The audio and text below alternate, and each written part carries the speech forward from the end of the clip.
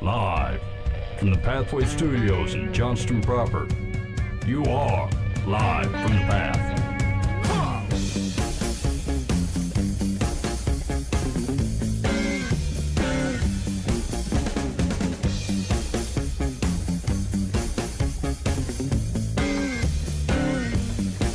Yeah, you're listening to Live from the Path.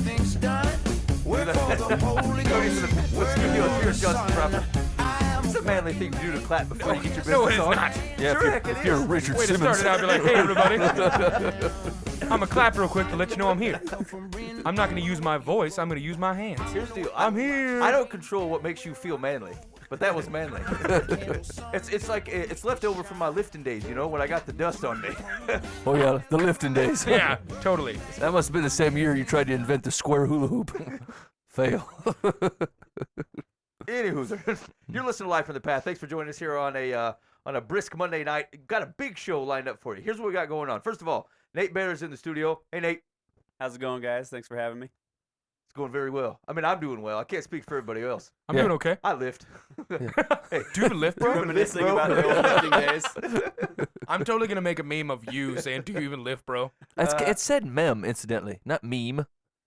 It's mem? Yeah, mem. Okay, so where is that coming from that you've determined that it's called mem? You're listening to Live from the Path on livefromthepath.org, broadcasting every Monday night, 10 to 11 on the website. Ben? Yeah. So here's what we got going on. So Nate's in studio. We got a random question. Booba keeps getting these random questions at work. People are just approaching him and asking him stuff out of the woodwork. Things that are answered by big books and libraries. But they said, Booba, how does a Christian parent discipline their child, right? How's a Christ follower discipline their child? Right. Okay. I'm going to say that depends on what they did, but we're going to talk about it. Yeah. We'll see if we can answer that in a broad category that maybe gets to what they're asking. I have some Pope-style advice. I have some Pope-style. So the theme of the Pope-style advice is, if someone mistook you for the Pope, there were, 200,000 people standing outside your balcony. You walked outside, and you had to tell them something. What kind of advice would you give to get them off your lawn? Hold on a minute. I don't mean to interrupt here, Ben, but generally when we give Pope-style advice, me and Boova only get 10,000 people. Yeah. But when you step up to the podium, all of a sudden 200K are there? Ben from the Path brings on 200K. You didn't wear the Mike- right hat. There's a hat to wear to get to 200,000. We don't have the cool papal hat that gets you 200K. I can't help you do your I feel like me and Boova are the opening act for the Pope. Exactly.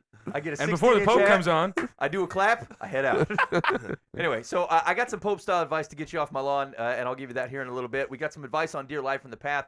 Also, there's a guy who's testing out atheism for a year.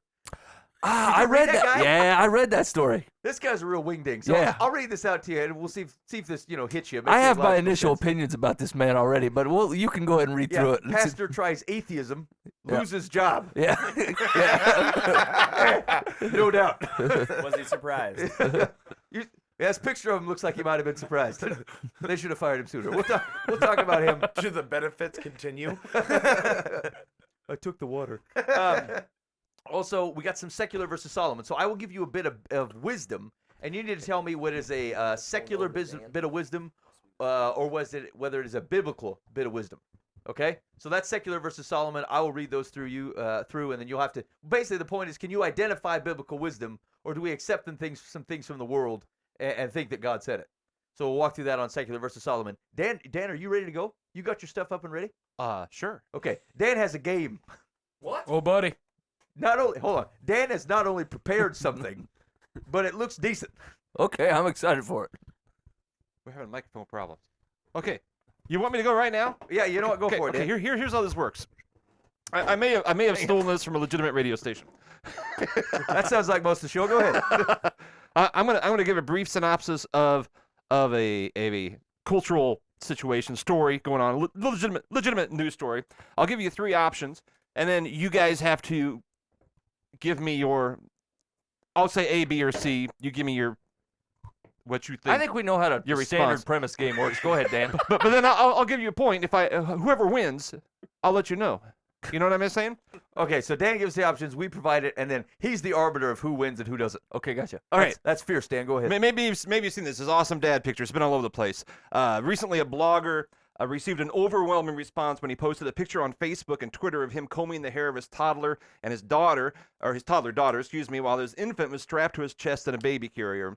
The man claimed he had no ulterior motive when he took the picture except to provide proof to his wife that he did in fact style his 3-year-old daughter's hair. After 15 minutes of multitasking, the final result was a nice, tight ponytail for Big Sister and a happily sleeping baby in the carrier. Mission accomplished. He emailed the photo to his wife with the caption, "Boom," and they both got a laugh out of it. However, he posted this and he got all kinds of negative response. Not so funny. Some of the more hateful responses he received was, number one, he probably rented those kids. They don't even look like him. Another guy said, "I would bet anything that you're a deadbeat." Another guy says, "Okay, buddy, cute picture. Now why don't you hand the children back to their moms so you can go back to selling drugs or your bootleg rap CDs?" The last one, "So do you do this for all your illegitimate kids?" Oh, Pretty nasty. wow. Okay. Psalm 127 says, "Children are a heritage from the Lord, the fruit of the womb's reward. Like arrows in the hand of a warrior are the children of one's youth. Blessed is the man who fills his quiver with them." How do you respond to this man taking care of his children? Is it A, what a big deal? What's the big deal? He's doing what dads are supposed to do. Is it B, he's a super dad and most dads could never do what he does? Or is it C, he's a deadbeat dad who's just trying to look good on Facebook? Okay, now it's open. It's open to everybody. I'd say A. Trey's in for A. I'm in for A. Okay. Well, you gotta tell me why though. You can't just say, Doing what dads are supposed to do. You try to take pictures of every moment of your kids' lives. So I don't think that you're just a deadbeat because, one, you take one picture and put it on social media. Two, do people look into the background of his social media account? Does he post pictures like that a lot? Or is this the first picture in like the 3 years that his daughter is alive? You all right? All right. Boova. I'm going to go B because I cannot imagine being able to actually do hair. Like, I would be awful at it. So that's why you have none? yeah, I would consider that to be a super dad deal. I can't imagine coming up with a clean ponytail. What? I'm sorry. What were the options again? What's the big deal? He's doing what dads are supposed to do. Okay. He's a super dad. I could never do that. Or he's just a deadbeat dad trying to impress someone with a photo. No, he's doing what dads are supposed to do. Yeah, I'm agree. I'm in with A. He's doing what dads are supposed to do. Yeah, Hey, I mean, you learn how to do hair, Boova. I don't Yeah, know. I'm doing great. Yeah, pick it up. Use someone else's kid to start. No, That's creepy. Here's the deal. When we first got my first daughter's hair was getting long enough to comb. I actually tried to practice on the dolls after she went to bed because I didn't want my wife seeing it and it was embarrassing for me. But her hair is like half cooked spaghetti. I mean, it is impossible to do it, and I still make a mess of it now. I've for years I've been trying to convince them to do hats or straight ponytails. They don't want anything to do with it. They insist on having it flow in front of their face like a freaked out mogwai. And so I'm gonna go with A though. I mean that's a dad's job. Strap him up and comb that hair. That's A. All right. Nate. Yeah, I have to agree with that. No matter what, who cares if he's trying to impress people? He's there, he's present, he's doing his job as a father, so I'm going to go ahead and go with that. Did he was it like a selfie of him doing It was this? a selfie. So he's combing with one hair, kid strapped, Well, and then he set the timer. Oh, that's macho. After it was all pretty done. impressive, though. I'm moving my Tell me answer about to it. B. That's uptown. Again, yeah, he was going to send it to his wife saying, "See, I can do this." She was late for work. That's what I'm Blah, saying. blah, blah. I would produce proof of doing Yeah. something dadly that seemed like it was awesome. She didn't think he could do it. Oh yeah. I'm going to give the point to Trey. I just liked your answer. He does have a website, and he does post these kind of pictures all the time, so it really wasn't that out of the ordinary. This is outrageous. Go ahead. Trey wins. Okay, here's the second one. The Son of God movie's coming up. Maybe you've seen the previews in the movie. Film producer Mark Burnett says his soon-to-be-released movie Son of God will have a wide impact for Christian evangelism as modern technology brings the film about the life of Jesus to remote areas of the world. He says, "We believe in the decades to come, people in remote places will find Jesus through watching this movie on their iPhones." Burnett is a highly successful Hollywood producer who last year turned from reality programming such as Survivor, The Apprentice, Shark Tank, and The Voice to make the box office blockbuster The Bible, a 10-part miniseries that appeared on cable last February. Burnett said Son of God could rival The Reach of Jesus, the 1979 project of Campus Crusade for Christ, which the New York Times once described as the most watched movie of all time. Son of God will look at Jesus' entire life, dealing with the birth, mission, miracles, trial, crucifixion, resurrection, also deals with the ascension, and even deals with Revelation. All right. With the new movie about Jesus coming out very soon, what are your thoughts? A, I can't wait. I'll watch every Christian-based movie that hits the theaters. B, I'll wait and see. Christian movies tend to be lower quality and inaccurate, so it's hard to get excited. Or C, this is a bad idea. It makes Christians lazy to think a movie can tell the gospel for them. Oh, that's good. Who's up? All right, Nate. Make Nate go first. Wow. I don't watch every Christian-based movie that comes out.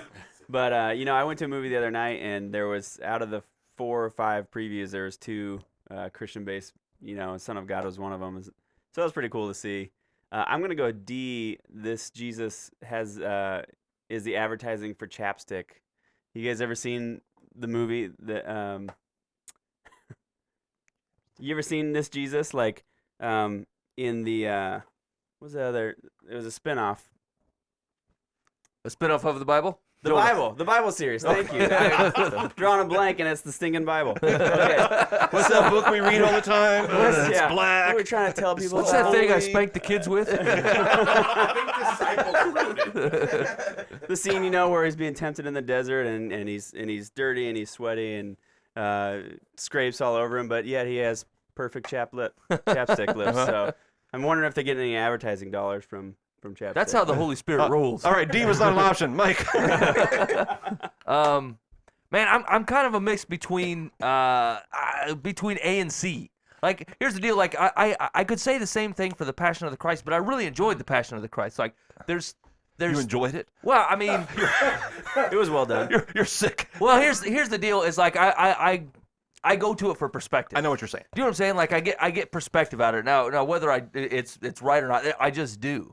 And so like I found that there was qualities to it. There's things I didn't agree with. There was thematic, additives to it that weren't totally accurate, but they were there to show other parts of the Bible that weren't necessarily able to be done in that time, right? And so like I appreciate it for that. On the other hand, like the Passion of the Christ is not a good evangelistic tool, right? You're seeing a lot of history, but you're missing a lot of God's heart in there. Some of the stuff that I liked most about the Passion of the Christ was like when he was making the table and joking around with his mom. Like I don't know, but there was I remember that in Luke. like it was just it was just a heart of God you don't get to see. Like when he was talking to his disciples, it was another heart of God that the whole movie couldn't encompass. And so you can't just point to God's story and shove them at the Passion of the Christ and call it done. I feel like you're not gonna be able to do the same thing with this movie either. So I'm gonna go. I probably can't, but I'd like to go between A and C. I feel like that's the case. You're an ace.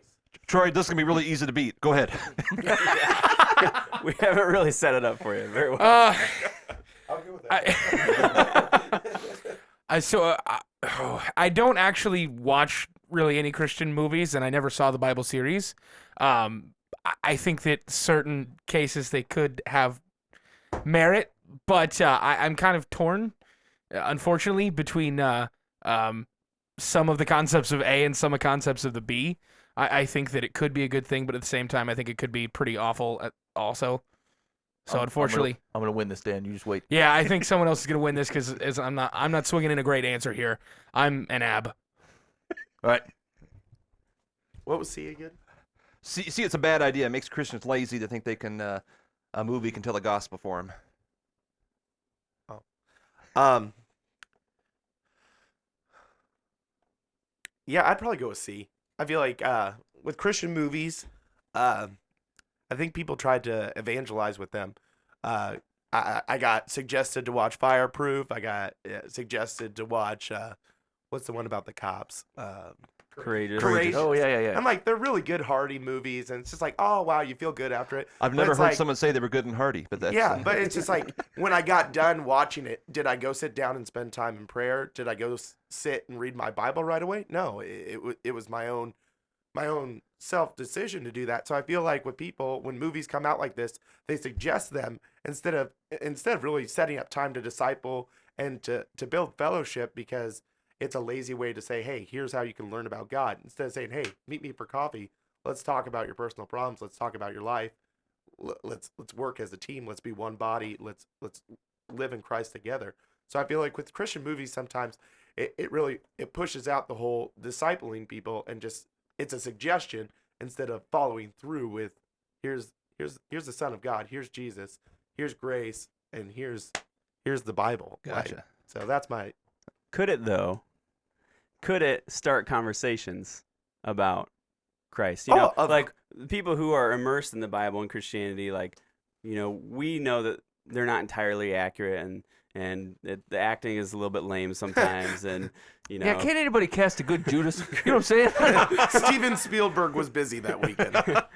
Kirk Cameron is hilarious when he's screaming at his wife, but like, you know, some people who aren't aware of all that stuff, they watch the shows like the Bible or these movies, and they say, was it really like that, or why did God do that? Or I feel like it although cheesy at times, I feel like they can open up some conversation to do exactly what you're talking about as disciple people. This one does have some potential. I mean, Well, here's previews. I mean, I suppose what it boils down to, right, is like just because people use it for that doesn't mean it shouldn't be made and there's not merit to it. It's just you need to watch yourself as that you're not dumping people on a faceless movie that has no heart for them. I think you at know? the end, it's with the movies, it's really ideals. Like with The Passion, there was a lot of ideas.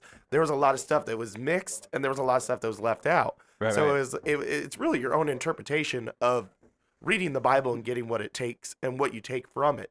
So that's where sometimes I feel like when we just watch these movies, we get other faith or Christian suggestions on what the Bible really does in our lives instead of reading it ourselves and really taking that impact. Yeah. And I think so. I think I fall solidly in the B category. I think you take it for what it is. It doesn't replace evangelism. Like nothing works in a silo. That's the deal with community, right? There's people all around you, and there's different ways with interacting with the church as a whole, with media, with the Bible, with all the elements that go into it. All those things are different elements that come together as a broad way that is living for Christ. And if you treat it as if it's the solution to one specific thing or the other, it's simply going to fail you. It's not what it's designed to do. And a lot of those movies are not designed to evangelize people. A lot of those movies are just designed. They're parables, right? They're just ways to tell a story in a way that has like a big impact on you that relates to your life. It's frankly what Jesus was doing. And so if you take it for what it is, I think there's nothing. It's just like the guy that was preaching for his own gain, right? Whatever it is, God's being preached. As long as it's faithful to the gospel in general, there certainly isn't a harm in it. And frankly, I feel like it starts conversations that are good. Ultimately, the responsibility is not deferred because of those things; it's enhanced because of those things, and it gives us better opportunity to be able to follow through with what we're able to do as Christ's bride. So I'm a solid B. All right. Point goes to Ben Foost. Thank you. I'm kind of in the same place, mostly because I agree. Well, that makes sense, Dan. Thanks. I concur. I often feel like I have to apologize toward the end of one of these movies for all the cheese factor. It's like, yeah, okay, I know they were the worst team in football. Now they weren't in state championships, and the guy got back his wife, and I mean, it's like, oh, you believe? Okay, everything's gonna go great now. It's like, okay, it's really not. Anyway, yeah. So that's that. All right, one last one. Remember a good old story of Kanye West at the MTV Awards and Taylor Swift, and she won? Here we go. A few years ago at the MTV Video Music Awards, Taylor Swift won an award, and as she was making her speech, Kanye West grabbed the microphone from her, claimed Beyonce had the best video of all time. Mm-hmm. Recently, just a few weeks ago, an interviewer asked Kanye how he dealt mentally, physically, and spiritually with the backlash from that moment. I feel bad for him. They were really feeling bad for poor Kanye. Kanye replied, "It's funny you would say mentally, physically, and spiritually, because my answer before you even said that was going to be God, sex, and alcohol." Kanye said, "I don't have an addictive personality, so that means I can lean on what might be someone else's vice just enough to make it through the next day. Just enough religion, a half a cup of alcohol with some ice in it, and then I'd make it to the next week." All right, what's your response to Kanye West's method of getting through hard times in life? Is it A, harmless, a little God, sex, and alcohol is a great way to approach pain if done within the boundaries of God's word? B, completely wrong, his method would only cause more pain, it's better to run to God alone? Or C, that was a ridiculous question from the reporter, Taylor Swift was the one who was wrong, not Kanye West. I'd like to answer for the table. Yeah. Community answer, please. Yeah. Okay, I'm going to start off. I'm going to give what perhaps is potentially shocking, but there are elements of A that I actually would agree with to a certain extent. because if you're talking about things within the boundaries of God's word, he's a man that created sex. He's a man that drank wine and even advocated for the purchase of strong drink, Old Testament style. I'm not sure it fits exactly in this case, but it's not outside of the realm of possibility that it is something that God has created to enjoy. So put me in a faux A category. Automatic loss. Go. Yeah, I'm gonna go with B. No argument. Well, that's it, huh? Just me. Don't do it. So I'm gonna take a risk just like Ben did, and I'm gonna say a little bit of A as well. I think that So like a little bit of God, half a God. well, that's why I say a little bit of A, because we need all of God when it comes to that kind of stuff. Your caveat on A was within the boundary of God's word. Yeah, exactly. So if sex is within the boundary of God's word, so if it's marital sex, which is perfectly fine, Is Kanye married? Yeah. Yes. To Beyonce. No, that's not right. No, that's Jay-Z. Kardashian. Kim Kardashian. Yes. So I'm hip. sex Stop right here.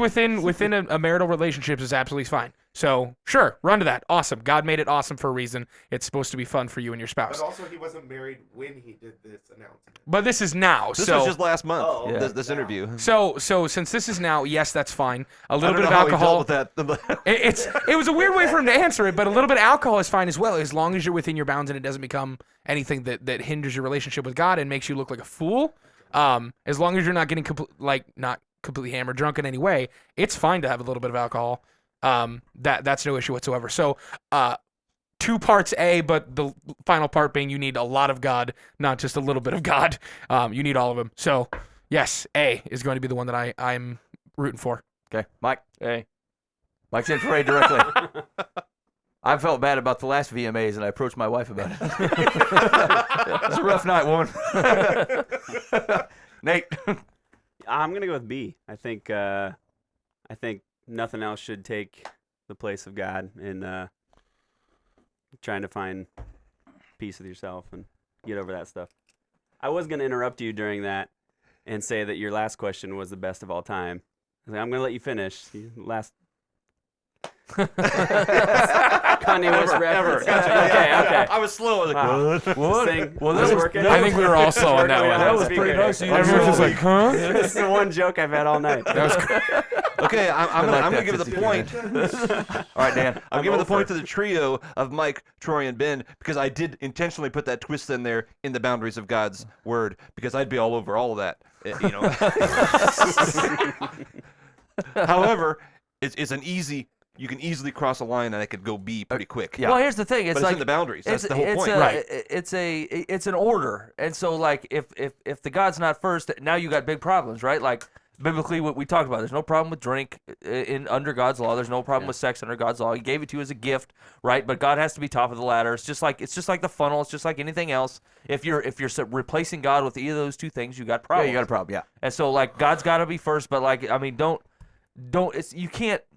It's a very charismatic view to shoo away every tool he's ever given you on how to live life and saying that like I will do this with God alone, right? Like that's me saying like I'm gonna do I don't know, I'm trying to achieve this goal in my life, and then like someone offers you money to help out, and you're like no, the Lord will help me, and then you turn away everything that God has sent your way because you're looking for something different when He's provided ways for it to get done. Do you know what I'm saying? Yeah. Okay. All right, Dan. Is that it? That's it. All right. Here we roll. I won. Good answer. And now, for America's fastest growing game show, Secular or Solomon? And you've just happened upon America's unproven, fastest-growing internet game show, Secular versus Solomon. Here's the setup of the game. I will give you a bit of wisdom, a proverb, and you need to tell me whether that's a biblical bit of wisdom or whether that is a secular bit of wisdom. If it is a secular bit of wisdom, I also need a country of origin. Okay, what country originated that bit of wisdom if it didn't come from the Bible? Everybody good on the rules? Yep. Okay, we've got to make quick work of this game, fellas. I'm ready. All right. Chat, you guys can play along. Here we go. Number 1. Trey's out because he's too close to the screen. Here we go. Number 1. Stolen water is sweet, and bread eaten in secret is pleasant. Secular or Solomon. Stolen water is sweet, and bread eaten in secret is pleasant. Dan Hudson. That is secular. It's Kuwait. They really love the water. Kuwaitis have sweet stolen water. Nate Beaird. I'm gonna go secular on that also, and I'm gonna say China. Chinese secular, Mike. Yeah.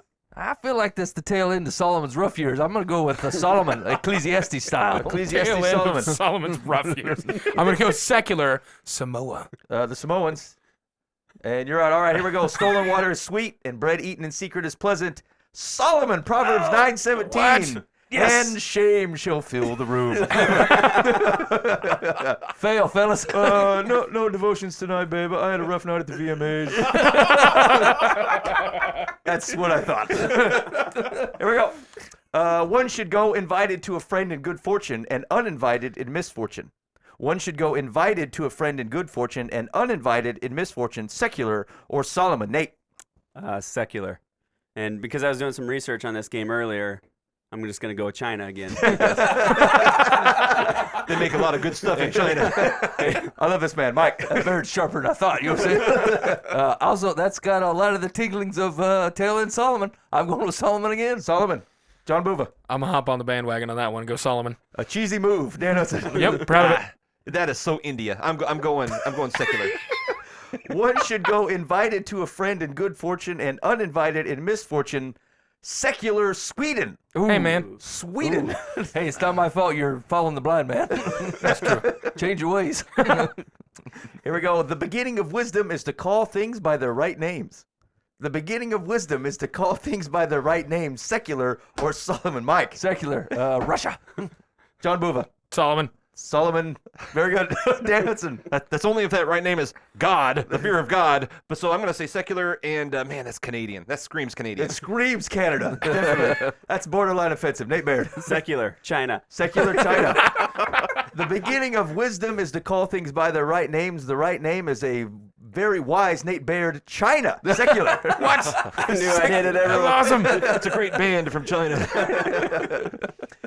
Here we go. Secular Solomon. One gives freely, yet grows all the richer. Another withholds what he should give and only suffers want. One gives freely, yet grows all the richer. Another withholds what he should give and only suffers want. Secular or Solomon? John Buva. Solomon. Dan Hudson. Oh, man, I'm gonna go secular, but I'm gonna say it's from Jerusalem, from Israel. I'll accept. Nate Beaird. That's like both answers. Isn't it? I'm going Solomon. That's cheap Solomon. Mike. I'm running for office. Yeah, that sounds like the tail end of Solomon's life. I'd say Solomon. That's his early years. The end of Solomon's dark years. One gives freely, yet grows all the richer. Another withholds what he should give and only suffers want. That is Solomon. Proverbs 11:24. That's the tail end. He's barely kicking. 11? How many books are in Proverbs? 31? I'm sorry, Jerusalem. How many chapters are in the book of Jerusalem? I believe most. Here we go. Better to be lowly and have a servant than to play the great man and lack bread. Better to be lowly and have a servant than to play the great man and lack bread. Dan Hudson. Solomon. Solomon. Nate Beaird. Secular. China. Secular China. Mike Foost. Secular Beirut. The Beirutians. John Buva. Pull yourself together. We're trying to put on a game here. Secular Ireland. Secular Ireland. Better to be lowly and have a servant than to play the great man and lack bread. Very sad, fellas. Proverbs 12:9. Wow. Proverbs That's what I 12:9. said. Solomon. Go Jerusalem. The best Team Dan. Secular Bethlehem. the best way to prepare for secular for Solomon is to read Solomon. I'm looking at you two fellas. You've been playing this game for a year and a half. That's true. What a poor showing. I thought maybe just by default I would learn more. Because here's the deal. Solomon is a gateway drug to Lamentations. And I don't want to go there. Here we go. Do not use a hatchet to remove a fly from your friend's forehead. Do not use a hatchet to remove a fly from your friend's forehead. Secular or Solomon? Nate. Oh man. I'm gonna go secular Russia. Secular Russia. Mike Foost. I was going to say secular Russia. I'm changing it to secular Belize. You could have spited him with China, but Belize it is. John Buva. I'm going to go secular Mongolia. Mongolia. Dan Hudson. Man, it's secular definitely, and man, that's Argentina. A lot of crooks there, isn't it? Hatchet branders. Hatchet face Argentinians. It's like We've one of lost. those warnings on the labels of stuff, like strollers, like take your baby out of the stroller before you pull it out. Like, I feel like they had to say this because somebody actually tried. That's right. Yeah. You get one guy Hey, in man, Argentina swinging the hatchet. All because of old Frank. Hey, man, you got a fly in your head. I got a hatchet. I got it. Do not use a hatchet to remove a fly from your friend's forehead. Make sure you bring extra fly paper and a helmet to China. That is What? What? Oh. Kidding me. He abandoned the sure win. I'm tired of these mind games, Beaird. I'm all messed up. Made the mistake of not betting on black. Mike, you're up next. In baiting a mousetrap with cheese, always leave room for the mouse. Yeah, that's not in the Bible. I'm going with secular and Chile. Chile, in baiting a mousetrap with cheese, always leave room for the mouse. I'm going to go secular French. French, Dan Hudson. Boy, it's secular. I'm trying to think of. What is this? Boy, it's secular. They're like a smooth jazz station. Boy, it's a secular answer. Ooh, secular. That's got to be Wisconsin. They're not their own. I'm gonna go. Too much cheese in there. Well, boy, I'm kind of lost. Just pick a country, Dan. Any country. New Zealand. That's not funny. Nate? I was actually going to say Wisconsin. Secular. I'm going to go with Ireland. In baiting a mousetrap with cheese, always leave room for the mouse. It's a problem in Greece. Yeah, I knew it. They're I knew it. over-generous in the trap. I didn't want to make y'all They're feel bad. gluttonous. Where there are no oxen, the manger is clean, but abundant crops come by the strength of the ox. Where there are no oxen, the manger is clean, but abundant crops come by the strength of the ox. Secular or Solomon, John Bova. I'm going to go Proverbs. Okay, Oh, Dan excuse me, Hudson. Solomon. Solomon, Dan. Boy, I'm gonna go secular because he just feels secular, and Mexico. Awesome. Nate Beaird. I'm going Solomon. Solomon, Mike Foose. Yeah, it's not Solomon. I'm going with secular and Botswana. Where there are no oxen, the manger is clean, but abundant crops come by the strength of the ox. Solomon, Proverbs 14:4. That's not Solomon. What was that? No, you're cheating. I have a swimming pool full of shame, and I swim in it. I needed more. It is not the horse that draws the cart, but the oats. It is not the horse that draws the cart, but the oats. Put the think on that when you're on the John. Dan Hudson. Dan likes to do all his thinking in public. Well, that's what you want. I'm gonna call that secular too. And we're gonna go with Quebec. There's a province in Canada. Yeah, I'm gonna say, wait a minute, that's not right. It's not New Canada.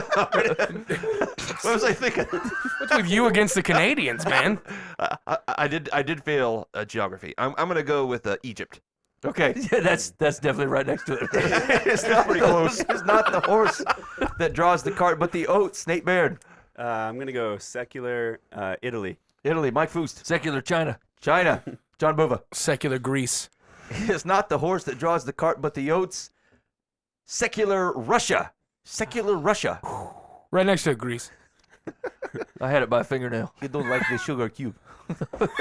That's only I like don't do Russian anymore. Don't.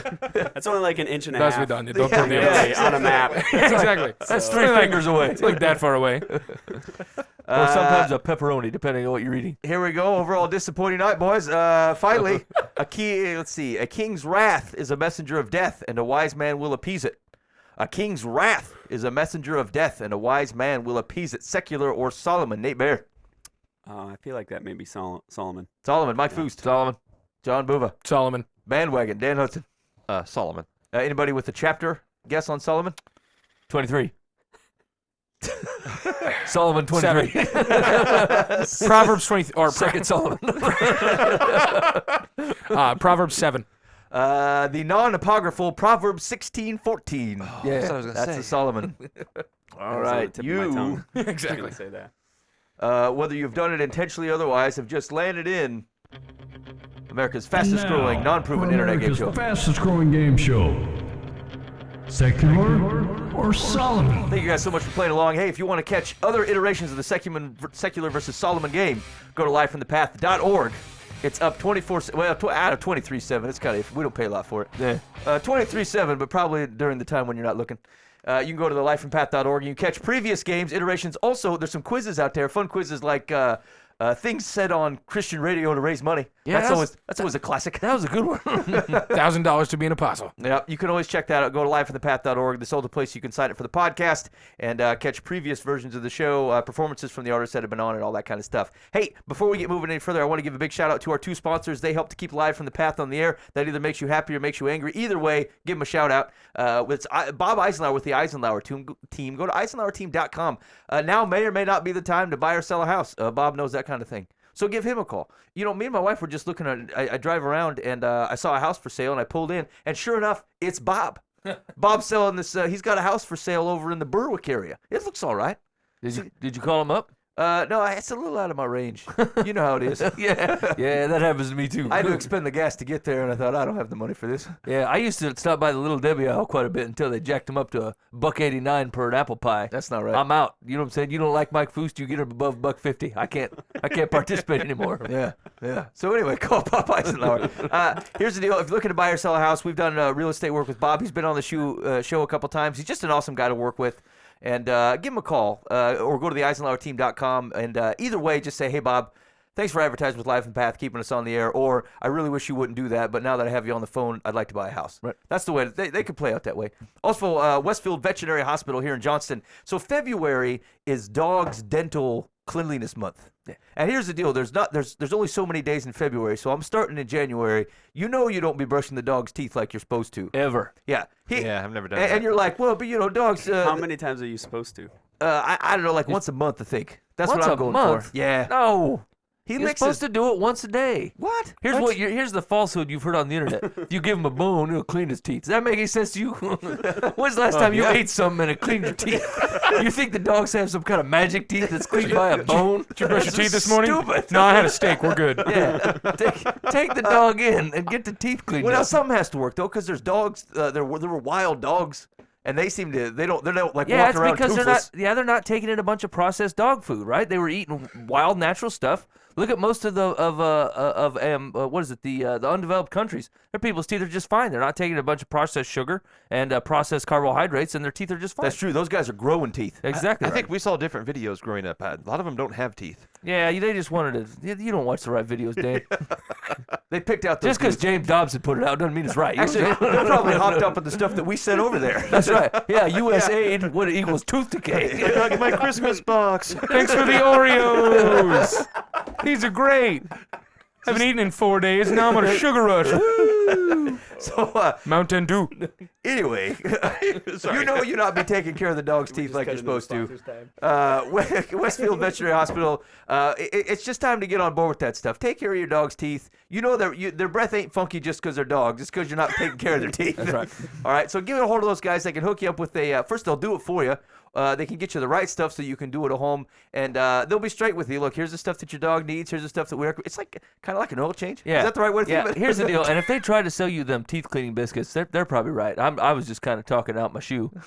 I could be wrong about that. It don't make no sense to me. I'll tell you that. I mean, they're professionals. But that's Westfield Veterinary Hospital here in Johnston. They've been good sponsors of the show, and they're a great place to take your pets to. And I've had my dogs have been in there, and they're just good folks. So make sure you get a hold of them. Take your dog, your pet, your dog, cat there. At the very least, send them an email, give them a phone call, say, hey, thanks for keeping Life from the Path on the air. All right, real quick, I want to talk about this pastor. So this is on the CNN. It says, pastor tries atheism, loses job, gains $19,000. Yeah, that sounds like a God-sized trade. Absolutely. All right. So, in the past, at times like these, when his life foundered and frayed around the edges, Ryan Bell often prayed for help. But this year, at least, the pastor is resolved not to. For the next 12 months, Bell says he will live as if there is no God. He will not pray, go to church, read the Bible for inspiration, trust in divine providence, or hope in things unseen. He's taking the opposite of a leap of faith, a free fall into the depths of religious doubt. So question number one, is that even possible? That's what I was thinking. It's a radio I mean, show, Dan. really? You're going to have to expound. Well, no, I was just like, how do you say? I guess I'm not married. It's like, well, you are though. I mean, like, how do you suddenly not have a relationship with God? How do you just suddenly say, I'm just not going to pray? I mean, if you had any, I mean, the guy was already there, or he wouldn't be doing this. I'm thinking, from what little I've heard so far. Well, it seems weird to as your job, as your occupation, to be leading people in the Word of God, and obviously having it helps if you have that relationship, if you're going to be leading people in that. Yeah, wouldn't it And then scare all of a you if sudden you were a not. previous counseling patient of his? You know what I'm saying? Like, he was counseling through the rough times of your life, and he'd believe nothing what he was saying. Like, it would shake me to my core. Yeah. And I think to a certain extent, like when he says, let's see, he's not going to pray, go to church, read the Bible, or trust in divine providence, or hope in things unseen. Like, take God out of the equation. Everybody hopes in things unseen in one way or the other, right? Maybe it's not God. Maybe it's something else. Maybe it's the God of science. Maybe it's I don't know, just things that are going on, karma, call it whatever, right? But most people have a foundation in some kind of hope that is unseen, whether it be God or otherwise. So, like, this thought that because you're dropping God or not going to church or reading the Bible for inspiration, it doesn't mean that you're not getting inspiration. It doesn't mean that you're not trusting in some sort of hope and seed. I think that's a false premise, basically, to label it as that. You've moved those things to something else for the reasons that people pray. Like God has a tally marker. Like, that guy prayed today. Did he go to church? Well, then he doesn't believe in me. Like, that's not. God's not on a tally system. I pray because I want to, right? I go to church because I'm part of a community. That's where my people go, right? So if you started living a hermit's lifestyle, if you chose not to read any inspirational wall posters, if you stopped agreeing in gravity, okay, fine, I might be able to get on board with that you cut the leash. But like, I don't know. It's kind of a false premise. I think what is that to say, I'm going to stop believing in God, that all those things kind of go away. Was that quoted from him? Like, did he quote that? I'm not gonna this. No, I think that's the. Okay, I was gonna say like I mean, I know obviously a decent amount of folks that read the Bible. Very few of them go there for inspiration. You know what I'm saying? I go there for truth that sometimes equals inspiration. Most of the time, not. Most of the time, I just change my ways. You know what I'm saying? I got things I need to work on, or me and the Holy Spirit need to do some talking, and I need to move out of the way a little bit. But like, maybe it's generally lost on me, the inspirational fluffy post, but I just don't. Well, I don't get them. I think that what did we read? What was it 2 weeks ago? One of the top verse from the U version was I can do all things in Christ who strengthens me, right? And so like I think sometimes shallowly we go to that looking for God to bless the things what we got going on as opposed to asking what He's got going on and trying to get in on that. Yeah. All right, but here let's continue. His intellectual experiment. Sweet Moses, which began January 1st, has already borne dramatic consequences. In less than a week, he lost 2 jobs. 2 jobs. Can you say discrimination? Teaching at Christian schools near his home in Los Angeles. He's 42 and has been a pastor in seminary for most of his adult life. Tear. Now he faces the prospect of poverty and taking odd jobs to feed his 2 daughters, 10 and 13. What an irresponsible doofus. Did it say where that $19,000 came from? Yes, it's coming up. It's coming up. He says, there have been times, usually late at night and early morning, when I think, what have I done? Indeed. Yes. It really undermines the whole structure of your life, your career, your famay. Good question, Saul. He's like the guy standing outside the ark going, I might have been wrong about this. It's really wet out here. It seems like that seems a lot safer. Is this water's rising? Does it look like it's rising to you, John? That was in my kneecap like 2 hours ago, man. What's happening? Maybe I'll scratch the hole. Anybody in there? The seeds of Bell's journey were planted last March when he was asked to resign as a pastor of Seventh-day Adventist congregation in Hollywood. He had advocated for the church to allow gay and lesbian leaders, campaigned against California's same-sex marriage ban, and disputed deeply held church doctrines about the end times. Okay, so he's got trouble. He's in disagreement as a pastor of his church where he doesn't agree with the denomination to begin with. Seems like his firing was well placed. Justified, yes. Yeah. Was he surprised that he got fired? It seems to be. Okay, because if you just take the God part out of it, if you take the spiritual part out of it, like I'm a graphic designer, a film, digital guy. If I just told my boss one day that I'm just going to do everything on paper with pencils and not fulfill any of my job description, I wouldn't be surprised if he said, well, Nate, we got to let you go. What? I don't Hey, boss man, I don't believe in technology anymore, so I'm going to give up on this whole electricity thing. I'm gonna hit the power button on this. I think paper and pencil is going to do me I'm good. suing. You're discriminated against. What, you firing me? So he says his theological and political liberalism became more than leaders in the denomination could bear, no doubt, and he lost his career of 19 years. His faith was shaken. Weird. I think Weird. it was shaking to begin with. And for a while, Bell became a religious nomad. Interesting.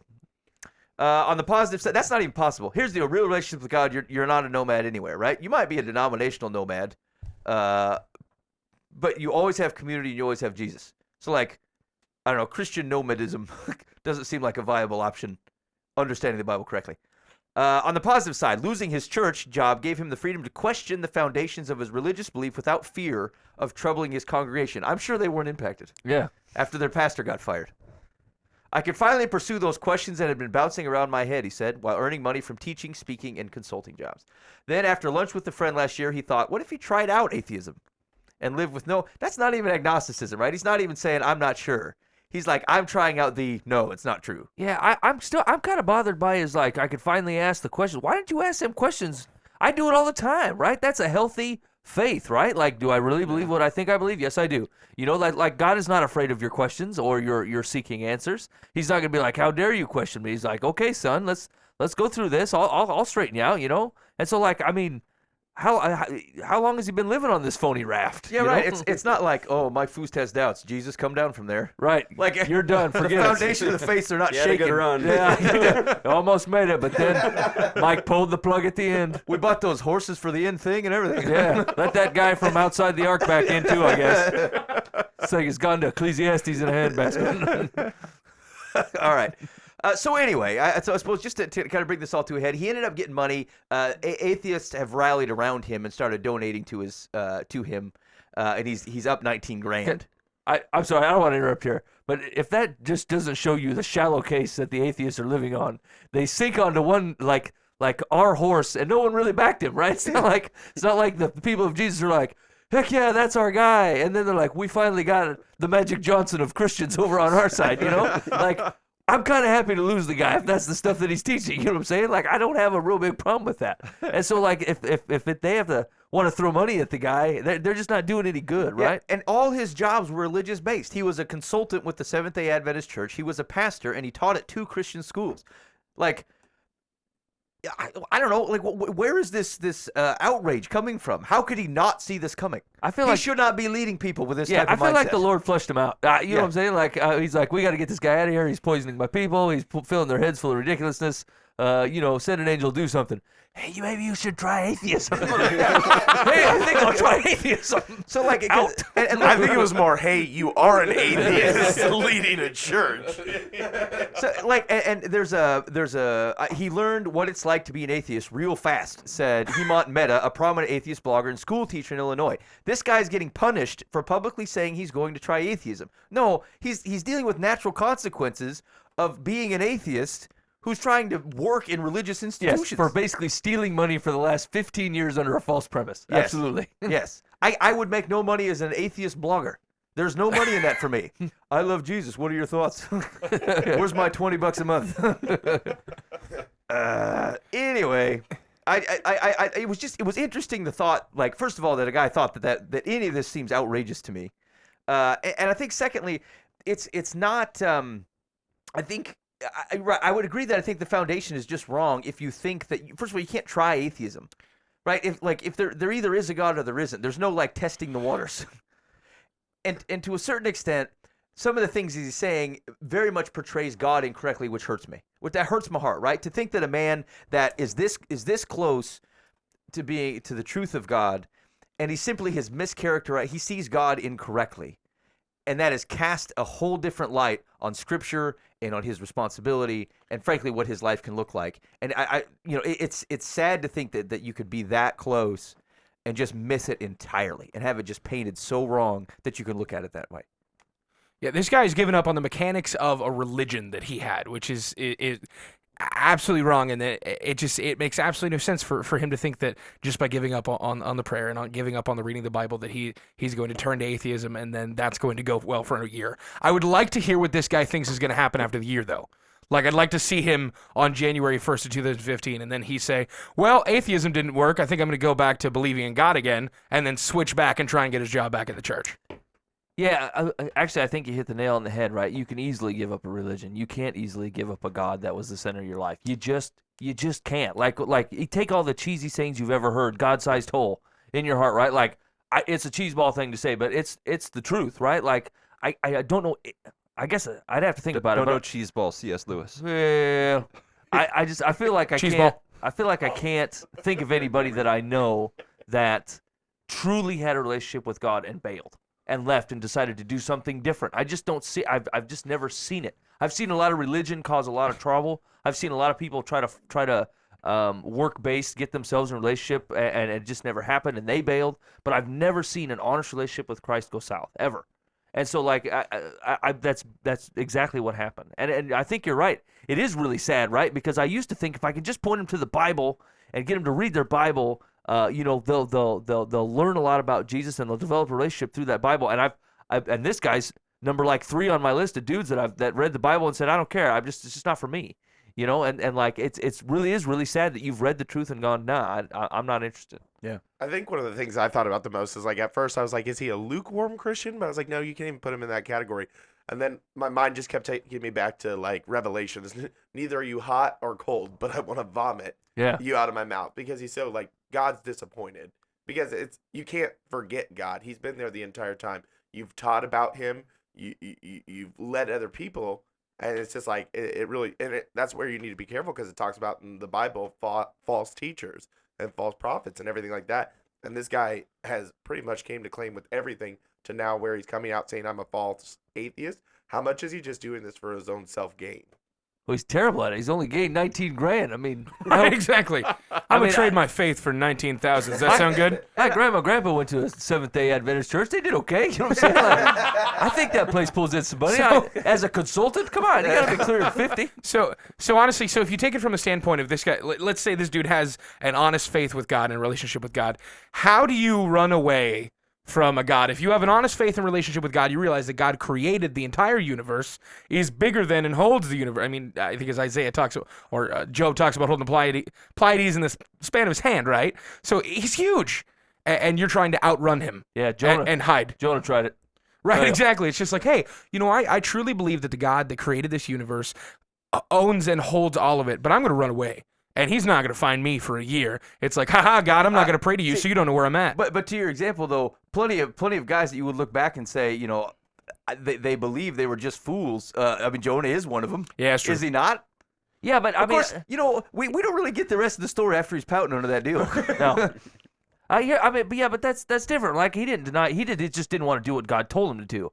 I do that. Yeah, he You know what didn't I'm want saying? those people I'm not to bailing say. up my relationship with God. I'm just scared of him because I don't want to do it. He Those wanted God to Ninevites are destroy jerks. Nineveh. I mean, it was a ruthless place. I mean, Yes. they were not like good people. It's like, I'm going to get killed if I go to Nineveh. You Yeah, want he me to wasn't go and- severing ties with the Lord. He was just a coward, right? Yeah. And then, like, he made a decision and tried to bolt, but that wasn't But like... he pouted afterwards and lamented that God didn't just take him out He's rather than save the He's a Ninevites. bit of a whiner. You know what I mean? That's true. God knitted them together as a whiner. You knit him a doily for his stuff. Oh, I know it's gonna be all right there, Jonah. I'm just saying. I mean, not everybody can be bent from the path, you know. Yeah, exactly. Ain't that the truth? Specifically, I walk none tall of and us. shine bright.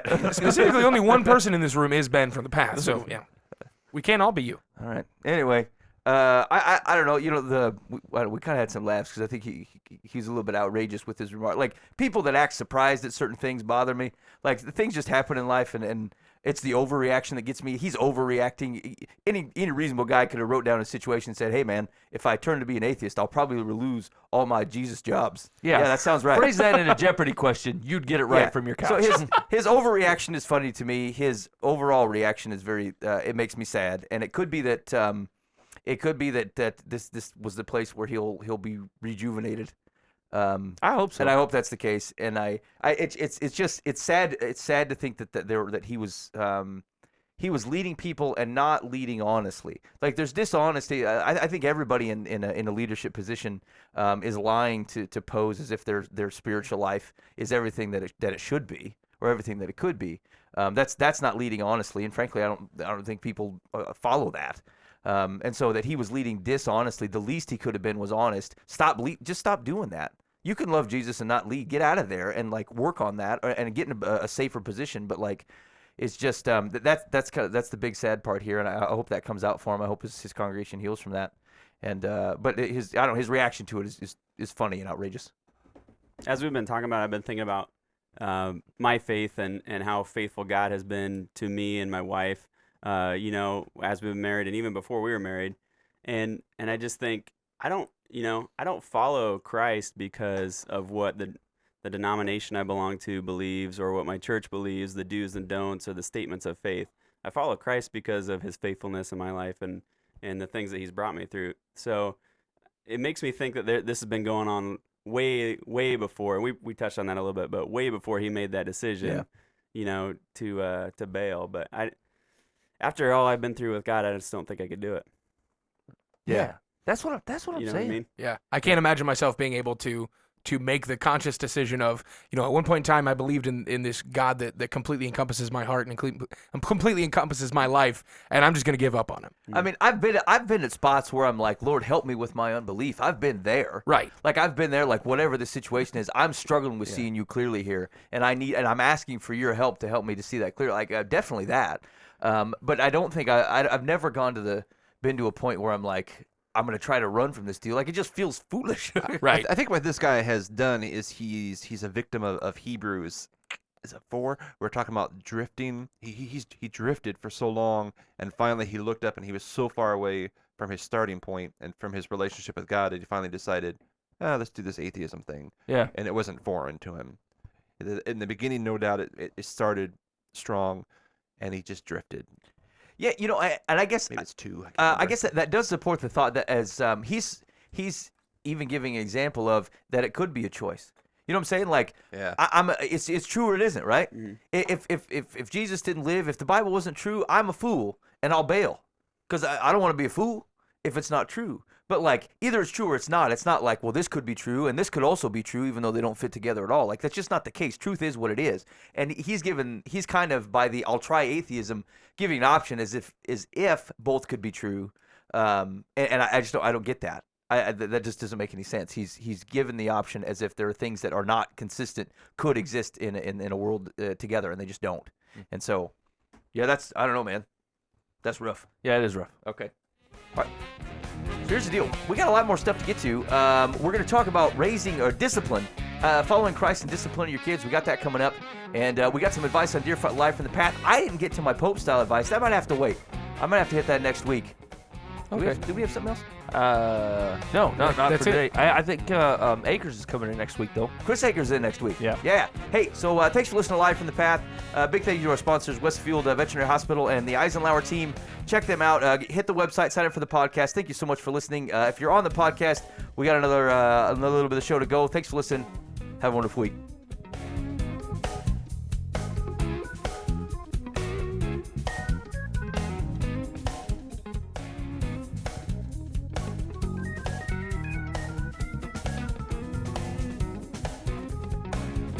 All right, man. We're back. I can't get as excited because I didn't hear the bumper music. That Yeah. usually helps me rock. I'm sorry. Okay, what do we got? Let's talk about this parenting business. All right, Okay. so hit me with the question, Buva.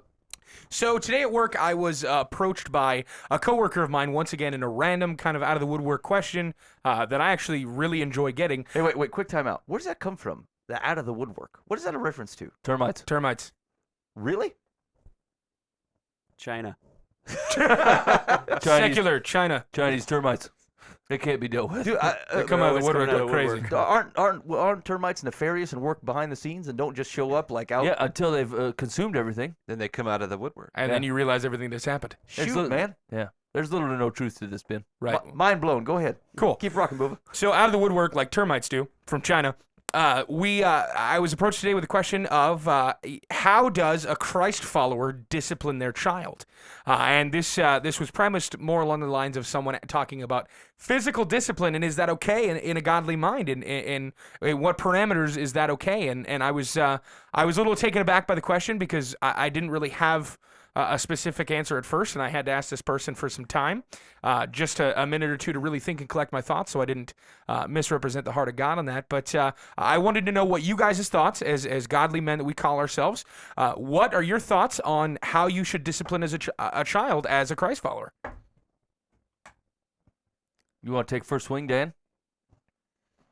It's a pretty okay. I'm going to say it's a simple and complex at the same time. If there is outright rebellion, then there has to be consequences, and they should know ahead of time what those consequences there should be. Whether it be a timeout setting, whether it be there is a time to use physical discipline. And Proverbs and Scripture is very clear about it, but not in excess. You know, the point is to make a point. The point isn't to beat them. So the point is to teach them a lesson that will keep them from further harm, in the future. I had my youngest daughter, Shanna, used to love to run out of our door at our house and run toward a street, which was a very busy street where we lived. And we had to physically stop her. One time she was running towards a semi. Okay, it would have run her over, and he wouldn't have even known he had done it. Now we didn't beat her or anything, but it was like we had to maybe create some pain that would be less than the pain that's going to come later. Anyway, so with us, it was a matter of rebellion. If you're in a rebellion, then you have your shot, and your shot. What does that mean? There's some discipline that will come, but like I said, it was they knew. We never do it out of emotion, never do it out of anger. If you're angry, you don't discipline. Screaming doesn't do any good. I'm kind of all over the place, but that's our basic philosophy. Yeah, it is tailored different for your child. Your child grows up in your home.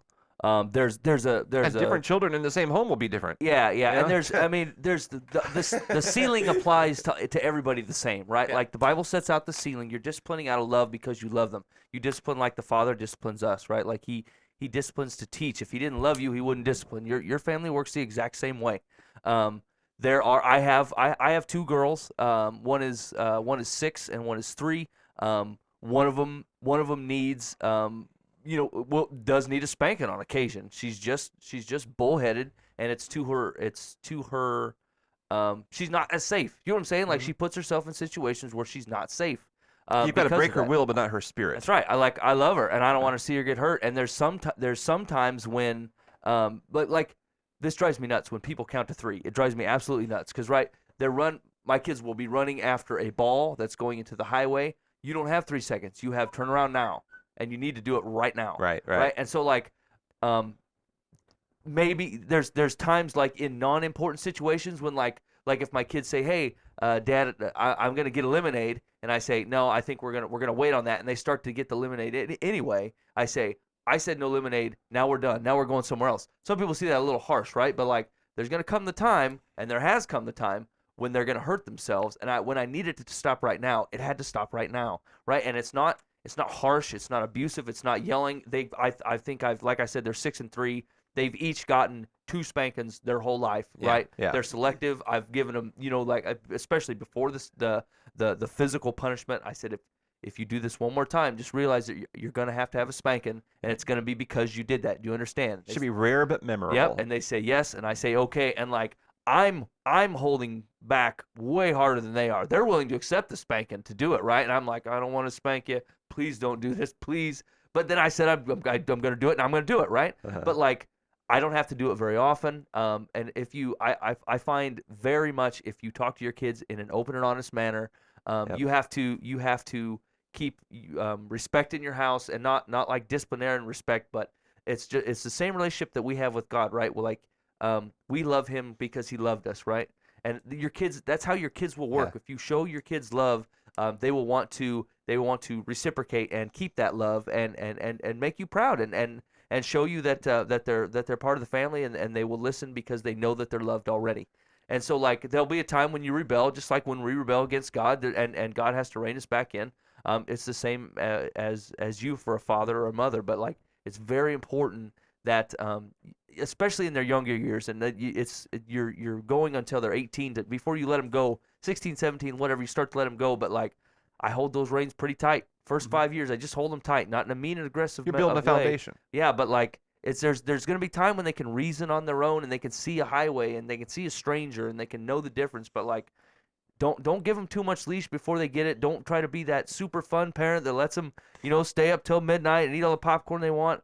They're going to do that anyway. You know what I'm saying? Yeah. Like I was talking to a parent a couple months ago, and I said, my philosophy is I draw a really thin black line because they're going to gray anyway. You know what I'm saying? And if I draw a gray to begin with, now I got gray 20 yards out of the gray.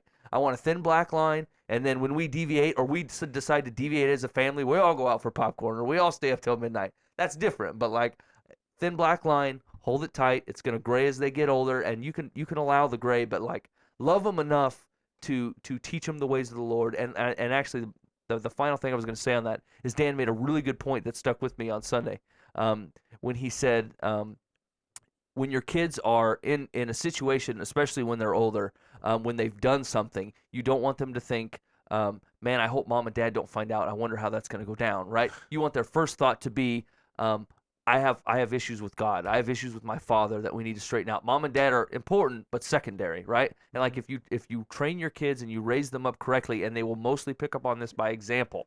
But if you do this correctly, their first thought will be I've separated myself from God.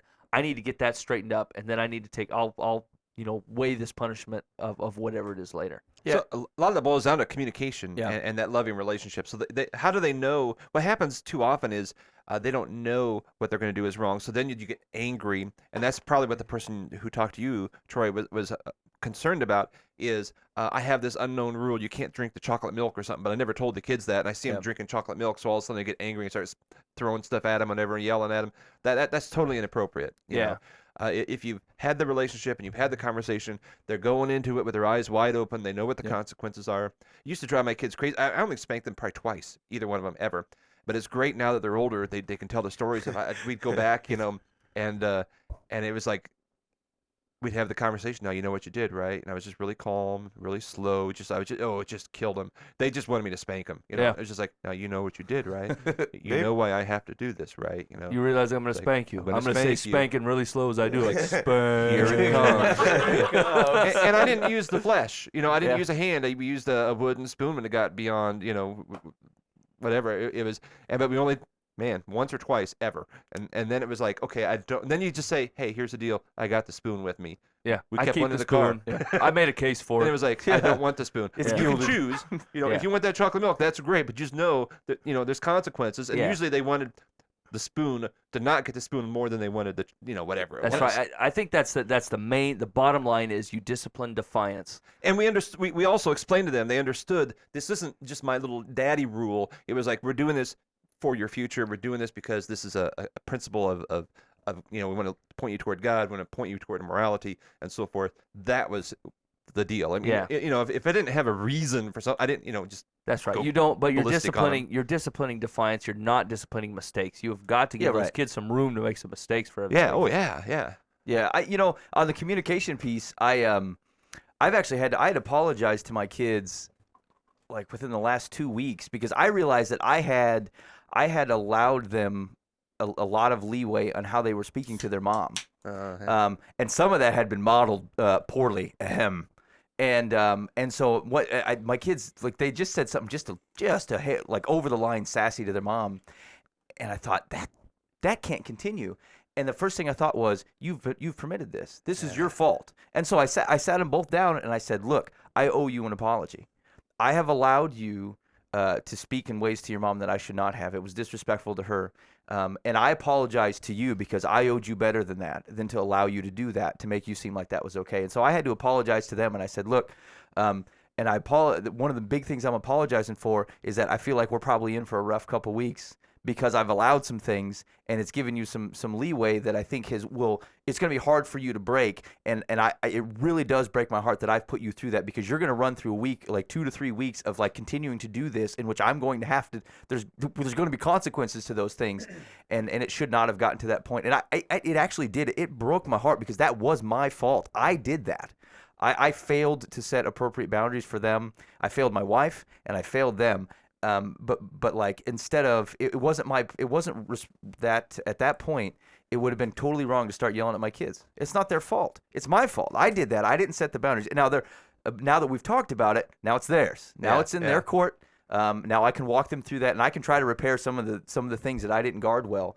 But I think that communication piece is very big. The one thing that really bothers me is I feel so bad for kids when you can tell, like, they're in trouble and they had no idea. Or I don't get in circumstances where I expect my kids to act differently some other place. How is that kid supposed to know, right? Yeah. You let them do whatever they want wherever, and then they get out in public and you're like, we don't act like that. Well, sure as heck do. Yes, you do. We do too, jump on the couch. Yeah, that's exactly what they do. And and the thing is like, I feel so bad for that kid, because like you did that. You set your own kid up to get yelled at and jerked around in public because you let them do whatever you want at home and you didn't do them a favor. And like that is totally your deal, and you need to take responsibility for that. And much of the discipline stuff that I think as Christ followers is taking the responsibility for your kids, right? Is when kids get yelled at, a lot of times you're putting the onus on them. No, it's your responsibility because you didn't act like this.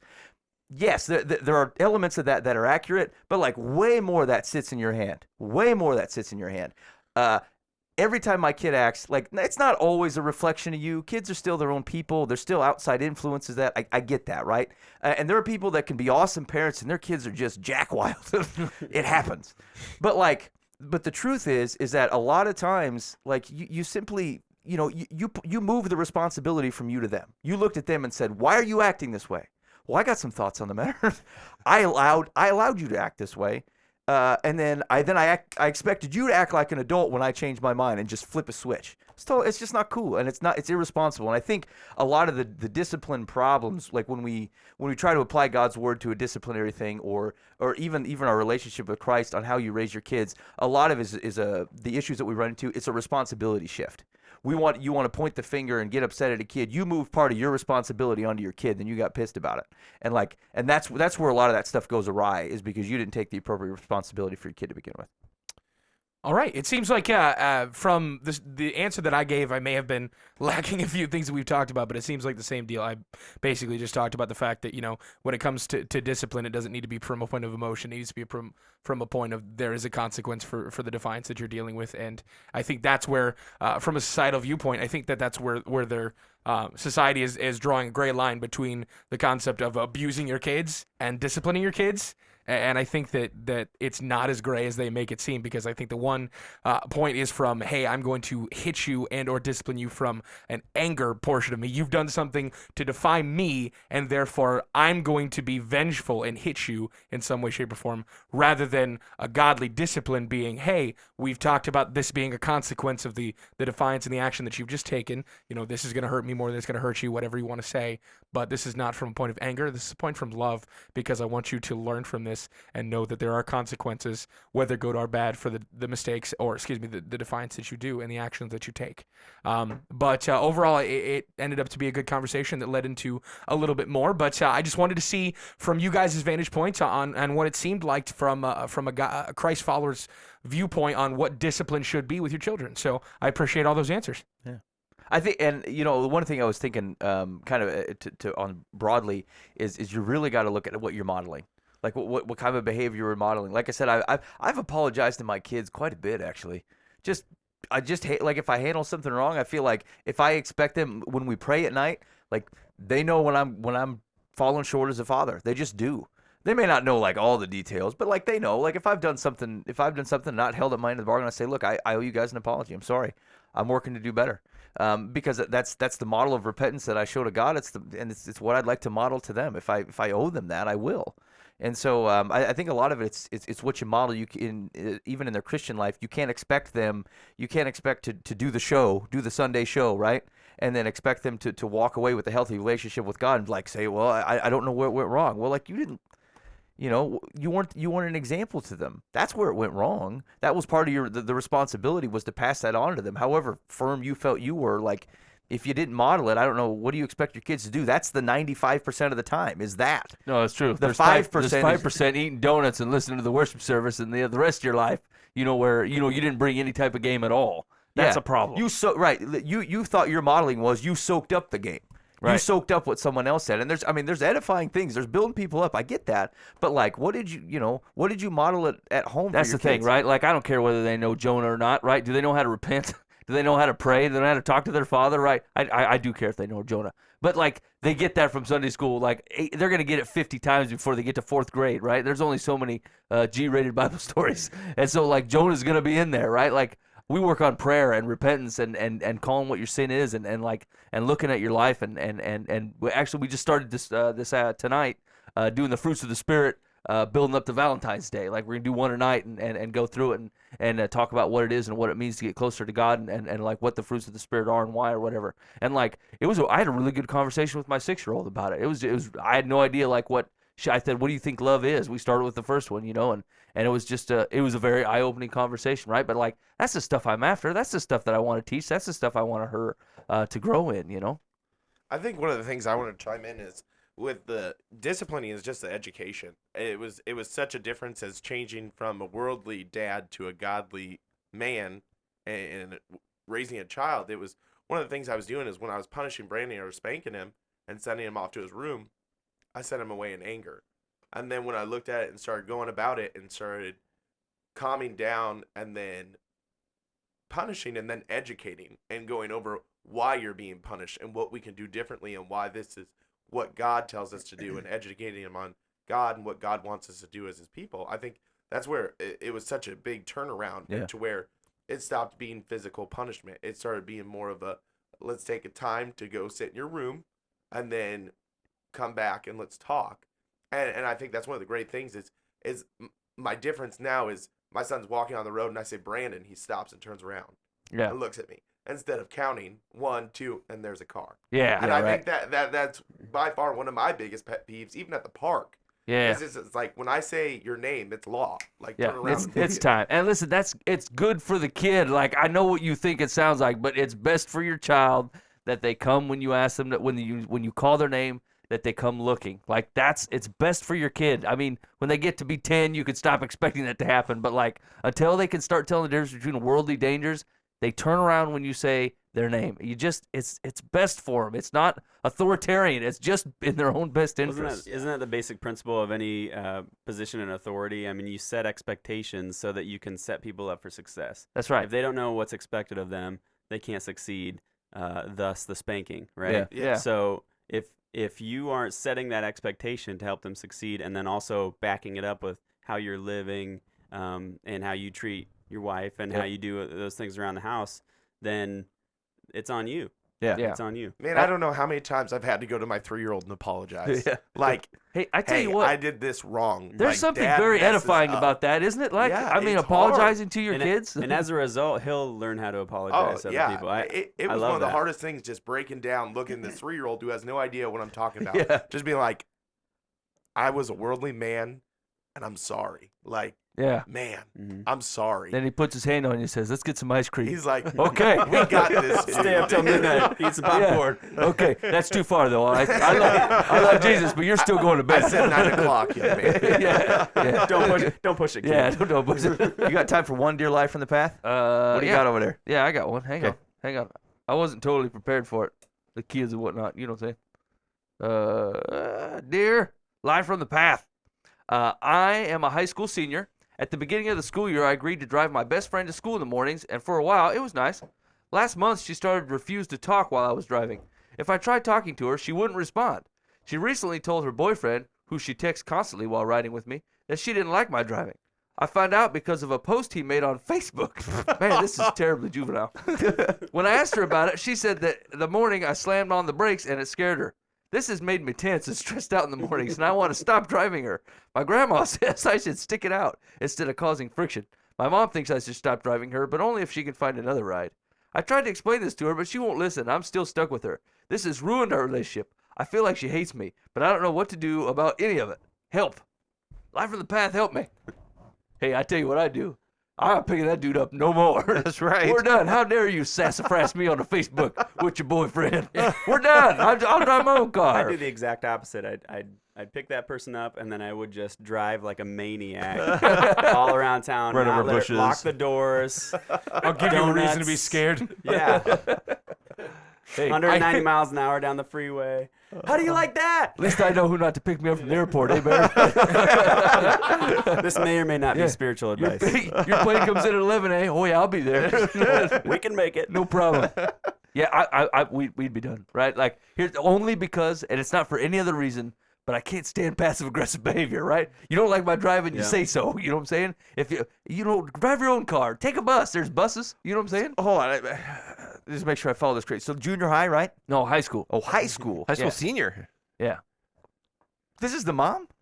What are you talking about? Oh, this is the high school senior. This is the high school senior. what were you That- doing just while I driving was her reading? friend. I was taking pictures of Dan. No, okay. It's pretty distracting. It's two gals, right? Okay. One's a senior happened to and be a one's lot. driving her friend to school. Oh. The friend don't like it.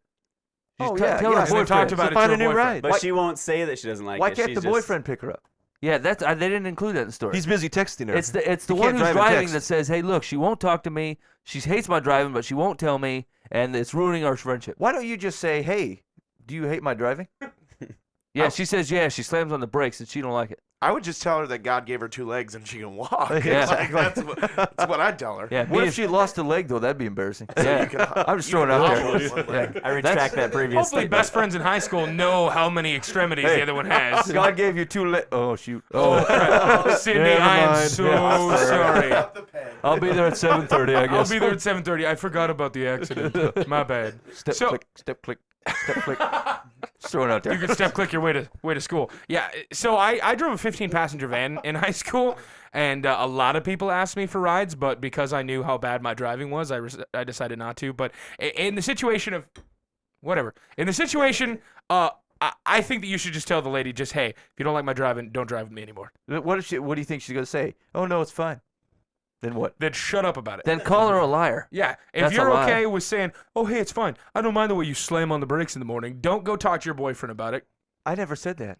Keep going. I didn't. Yeah. I'll be the friend. You never said that, Cindy? No. Well, John told me about it. I saw it on Facebook. My boyfriend's a gossip. He's immature. We're gonna break up when we leave high school. I don't think I can talk to you if you're gonna wait till the end of high school That's because not accurate. your A high school boyfriend's girl would be like, "We're getting married." exactly. He's a gossip, but I You're love horrible him. at And this my game. CDs are in his truck, and I don't want to leave him. We're moving on. I don't do CDs.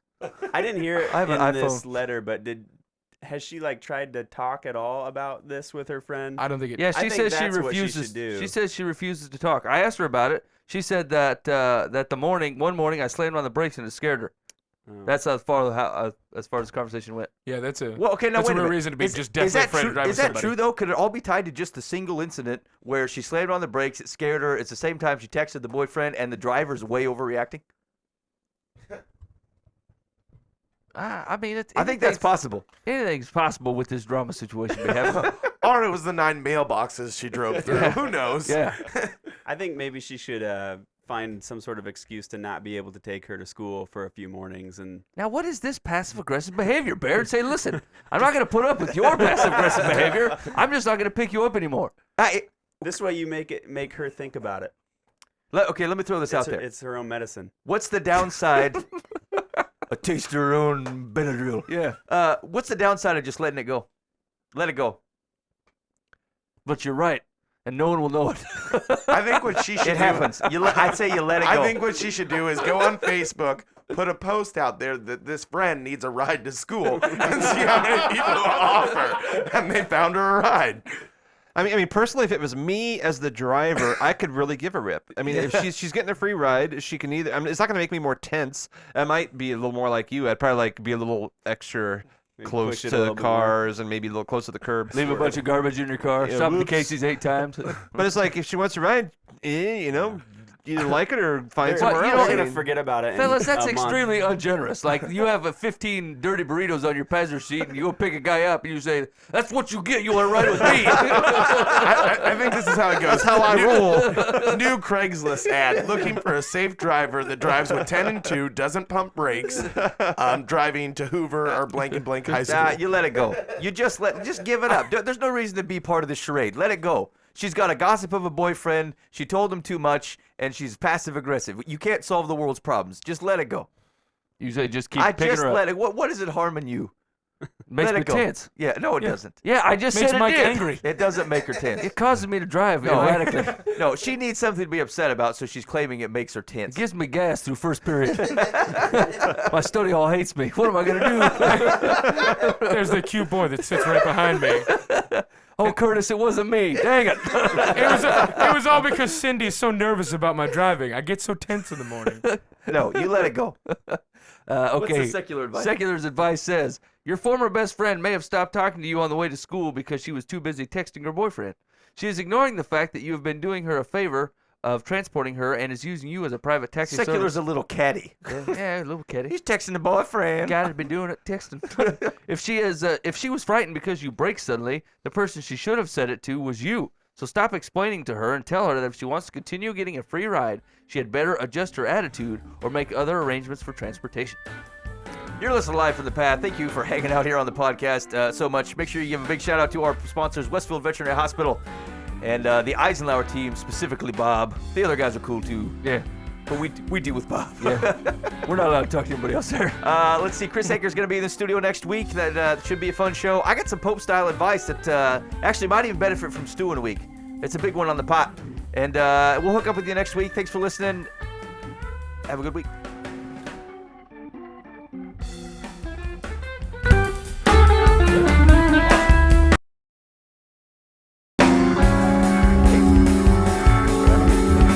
Sorry, I locked up there.